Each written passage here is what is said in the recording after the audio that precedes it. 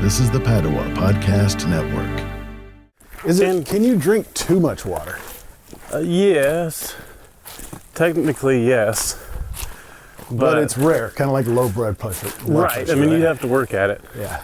Your body's going to tell you to stop long before you drink too much water. Right. Running a Fever, episode 222, Hydration and Your Kidneys.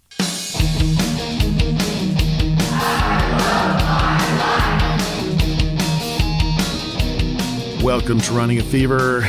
I'm Michael Davis. This is a podcast about fitness, diet, and medicine. And this is a medical department report. I had a chance to speak with my friend Robert Smith, who is a registered nurse and a dialysis specialist. And we got to hear what he had to say about hydration. We're doing a couple of episodes on hydration because I think it's very important. And so here's Robert. All right, so this gave me an idea, and I'm going to go off on a tangent here. Sure. Because we've got an upcoming series on hydration, and it sounds like to me that hydration has a lot to do, or kidney health has a lot to do with hydration. It does. What are the reasons that we need to have proper hydration to keep our kidneys healthy? Well, it's not as common, but dehydration can definitely cause kidney failure. I'll go off on another tangent, though. The two main causes of kidney failure are diabetes and uncontrolled high blood pressure, which being hydrated is related to that.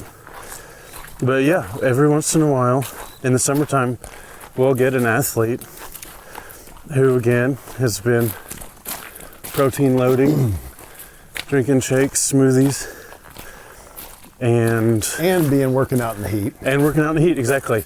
We'll get a football player who's been doing 2-a-day practices, severely dehydrated. So if you are increasing your protein intake, that makes it even more important to hydrate properly, right? It does.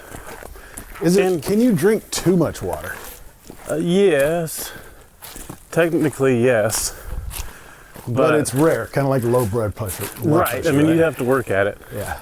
Your body's going to tell you to stop long before you drink too much water. Right. Then again, in a healthy person, you drink more water, then you make more urine, and it equalizes itself out. And we also get some water from the foods we eat. We do. Yeah, definitely.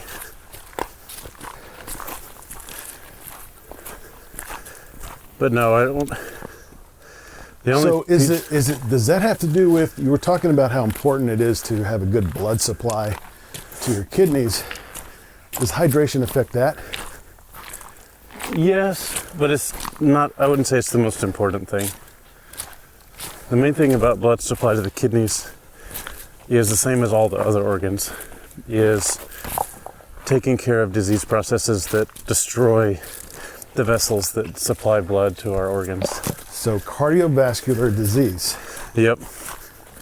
The number one cause of death. Correct. And the number one cause of cardiovascular disease is diabetes and uncontrolled high blood pressure.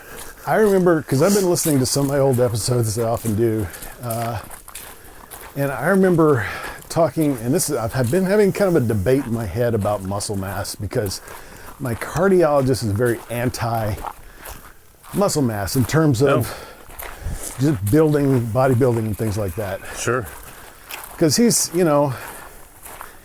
just concerned about the heart. Yeah. The more you have, the more weight you have, the harder your heart has to work, right? Yeah. But I also have been, and this was a YouTube video, but it was a doctor saying that it's very difficult to get diabetes if you have a lot of muscle mass. Correct. So it sounds like indirectly that bodybuilding can actually help prevent kidney disease. Indirectly, yeah. I would say it has to do more with lifestyle, though. People cannot build body mass or muscle mass without living a certain lifestyle. Usually. It's a chain of events. It is, very much so. So how much water do you think we need to have healthy kidneys? Oh, at a minimum? You said that too much is really hard to get too much. it is too hard. I would think it's too hard to get too much. But what is the minimum that we need to get on a daily basis, you think? I've heard it both ways. People who have ready access to water will drink when they're thirsty. And physiologically, we need maybe about a gallon of water a day. That's 64 ounces, Yeah. which is probably a little more than an ounce for every half pound, depending on your weight, obviously. But if you're, for example, a 120-pound woman, a gallon would be an ounce per half pound, roughly speaking. Correct. 130, I guess, or 20 something. And again, it is relative. A 300-pound man will not need the same amount of water, will need more water Right. than a 120-pound woman. But is that I've heard that from somebody else. You take your weight in pounds, divide by 2, and that's the number of ounces you need. Oh. I guess I've heard that before.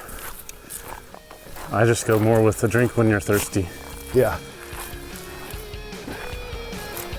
Have water available and drink when you're thirsty.